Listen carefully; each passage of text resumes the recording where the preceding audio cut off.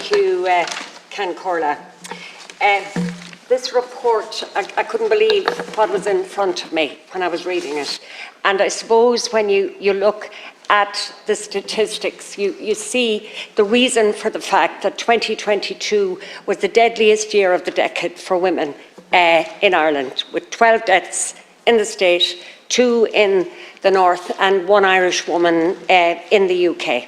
So that means 15 women died violently last year, and 5 children also died in siblicide and domestic homicide.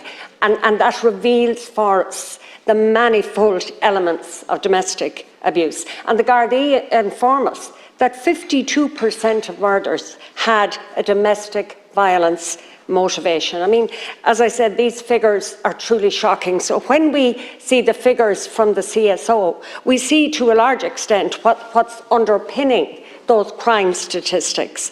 They've been reported as 52% of women reported experience of sexual violence in their lifetime, and 28% of men. I mean, when I looked at that, I was horrified, as I know you are, Minister, because that says a great deal about our society. And, you know, it's not enough anymore just to talk about awareness. We need to move way beyond that. And also the low levels of disclosure were pretty frightening as well. But Safe Ireland speaks about this, and I'd just like to quote what they say, because I think actually they say it better than I could. And they said, "It is hugely important that we develop measures which bring about significant cultural transformation in the attitudes and behaviours underpinning violence, and that promote a culture that positively promotes an esteem for women in all aspects of private and public life." And they go on to say that we need to shift from conventional public awareness campaigns towards a more meaningful measure that addresses the root causes of violence against women and brings about radical transformation in attitudes, beliefs and behaviours. And they say responsibility must extend beyond the role of the state.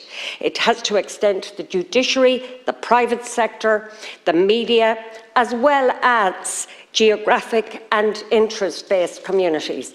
And they're telling the truth. They're saying the approach that we need to take if we are to do anything about those figures. Finally, Minister, before I sit down, a little piece of good news. I spoke to DVAS in Sligo today, and they informed me that just in the last few days, a motion was passed in Sligo County Council, which would be the first step in the development of a refuge for Sligo. There is still a long way to go, a lot of steps on the road, and we are hoping that Leitrim County Council will approve such a message in the near future. But at least, while refuge is only one small piece of the jigsaw, it's something we've been asking for a long time, and it seems we have started.